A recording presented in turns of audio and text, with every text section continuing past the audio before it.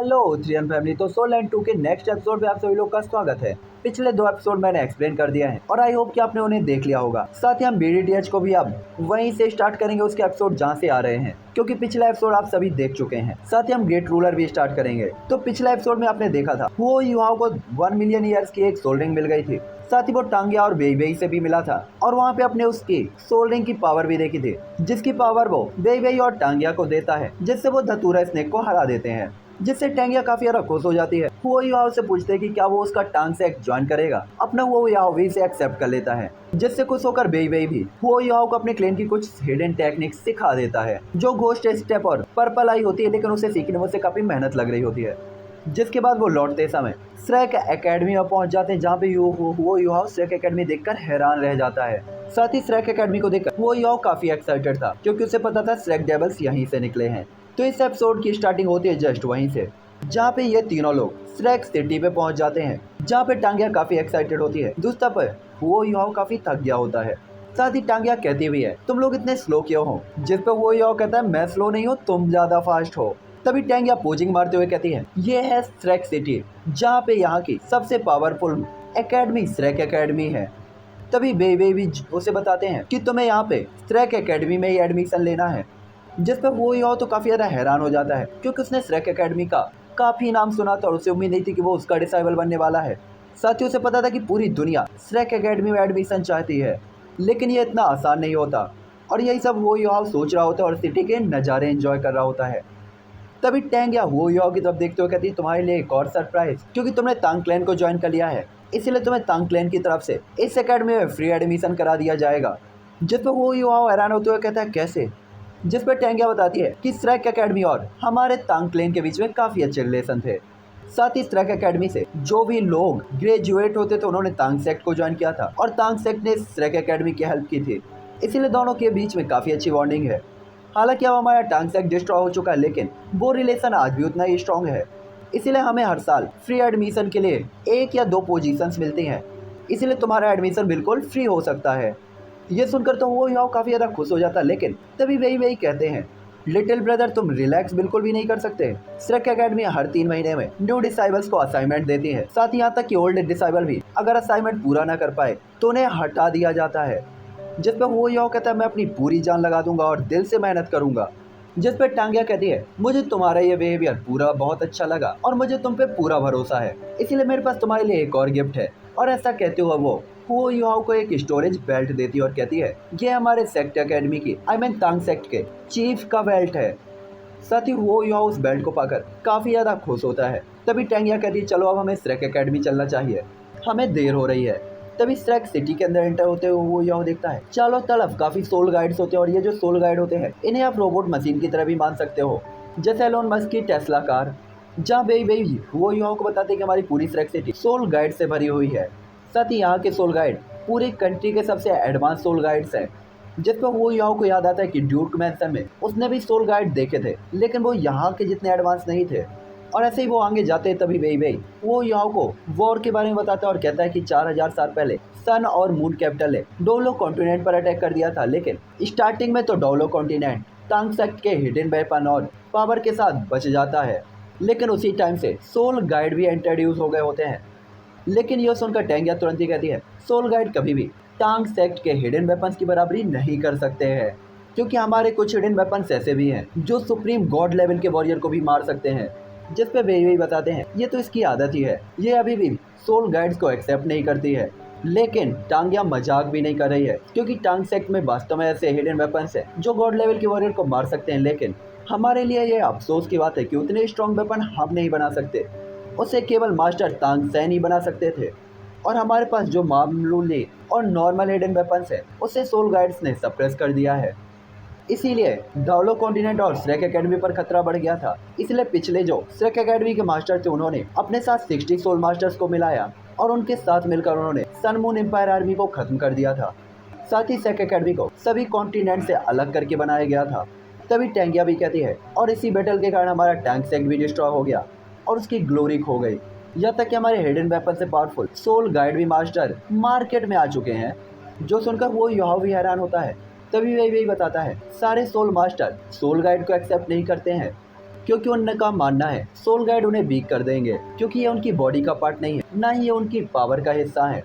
साथ ही वो उसे बताते हैं कि जो सोल गाइड है ये आपकी सोल पावर को ऑब्जॉर्व करते हैं और उसे अदर पावर्स में चेंज करके आपकी हेल्प करते हैं। साथ ही इसी के कारण सोल मास्टर की पावर भी काफ़ी ज़्यादा चेंज हो चुकी है, क्योंकि पहले कोई सोल मास्टर जो फायर एट्रीब्यूट को यूज़ कर सकता था वो आइस को यूज़ नहीं कर सकता था, लेकिन इनके आने के कारण सोल गाइड के साथ वो किसी के भी एट्रीब्यूट को यूज़ कर सकता है। ये सुनकर वो युहाओ अपनी आइस का यूज़ करते हुए बगल वाले के लाइटर को देखता है, तो उसे पता चलता है ये कैसे काम करता है।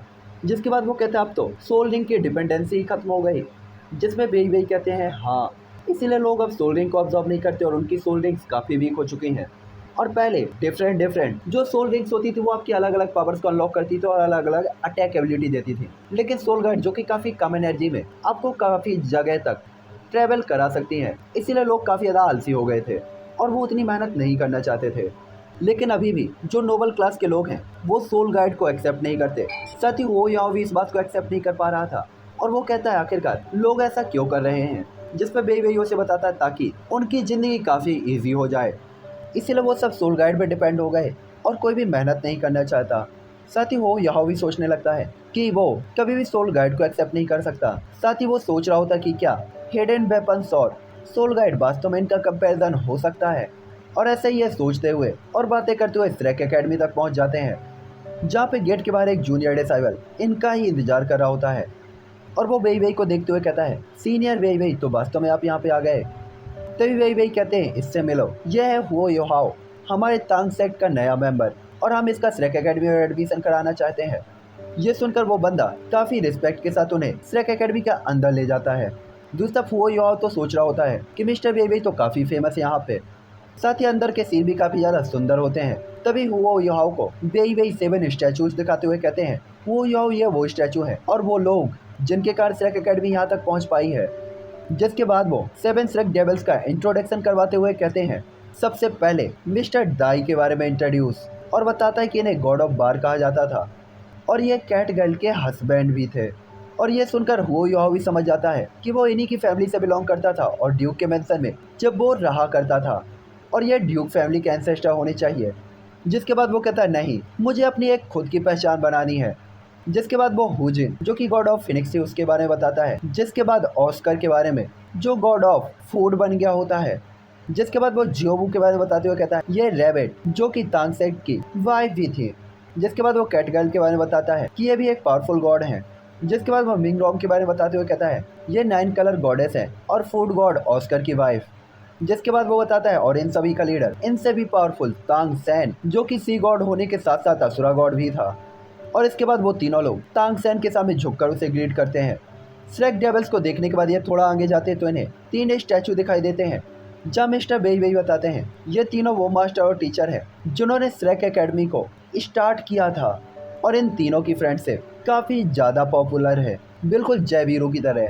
साथ ही इनकी टीम को गोल्डन आयरन ट्रायंगल भी कहा जाता था। और सबका इंट्रोडक्शन कराने के बाद वो योहाओ को वेई वेई आगे ले जाता है, जहाँ स्ट्रेक एकेडमी में 2 सीढ़ियाँ दिखाई दे रही होती हैं जो कि 2 ब्रांचेस थी, जहाँ पहली ब्रांच को सोल मास्टर ब्रांच कहते थे और दूसरी तरफ सोल गाइडेंस ब्रांच। जिसके बाद वेई वेई बताते हैं स्ट्रेक एकेडमी को 2 पार्ट में डिवाइड किया गया है, आउटर स्ट्रेक एकेडमी और इनर स्ट्रेक एकेडमी। और स्ट्रेक एकेडमी काफ़ी बड़ी है और अभी हम ही लोग आउटर स्ट्रेक एकेडमी में है।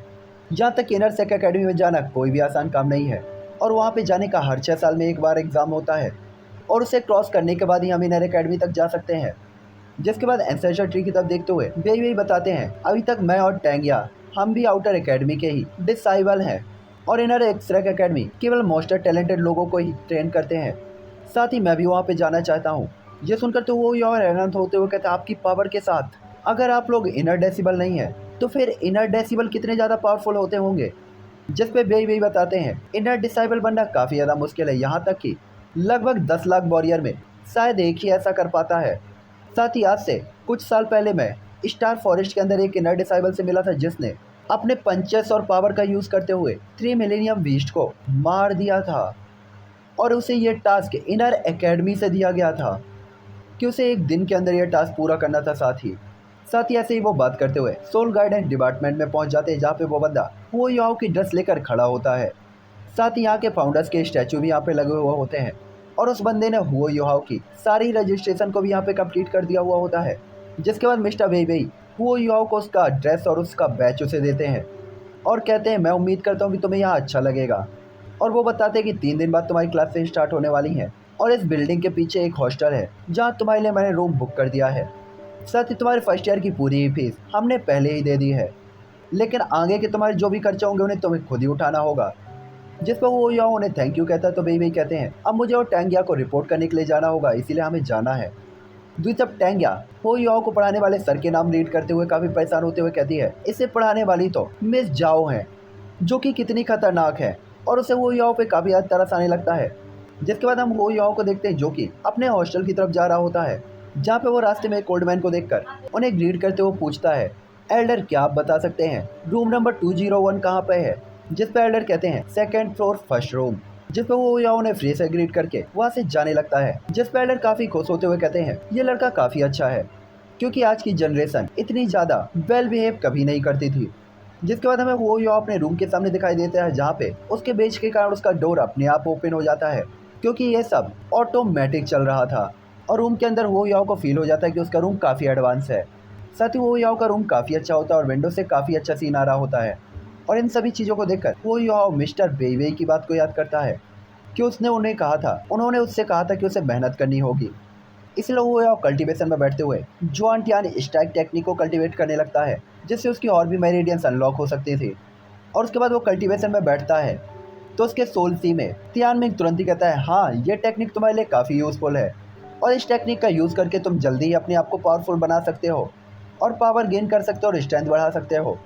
साथ ही पर्पल डेमन आई वो तुम्हारी स्प्लिट आइज के लिए सबसे अच्छी टेक्निक हो सकती है और दोनों को कंबाइन करने के बाद हो सकता है कि तुम्हें कोई अटैक भी मिल जाए, इसलिए तुम्हें ट्राई करना चाहिए। तियानमिंग की इन्फॉर्मेशन के लिए वो या उसे थैंक यू कहता है। तभी तियानमिंग कहता है अब मैं सोने के लिए जा रहा हूँ, साथ ही तुम्हें इसी बात को कंटिन्यू फॉलो करते रहना चाहिए और इसी में रिट्रीट करते रहना चाहिए, और अगर तुम खतरे में होगे तो मैं जाग जाऊँगा और तुम्हारी हेल्प के लिए आ जाऊँगा। साथ ही अगर तुमने ब्रेक थ्रू कर लिया और उसके लिए तुम्हें सोल रिंग चाहिए हुई तो भी मैं जाग जाऊँगा। तभी वो ये कहता है मुझे अगर तुम्हारी ज़रूरत हुई। तभी तियानमिंग कहता है तुम्हें मेरी ज़रूरत हुई तो मैं अपने आप ही जाग कर आ जाऊँगा। और ऐसा कहते ही तियानमिंग अपनी जगह पर सो जाता है। साथ ही ये तियानमिंग सच में काफ़ी ज़्यादा क्यूट है यार। जिसके बाद यो याओ अपने रिट्रीट से बाहर आता है और उसे कल्टीवेशन करते हुए काफ़ी टाइम हो गया था और अब तक शाम हो गई होती है।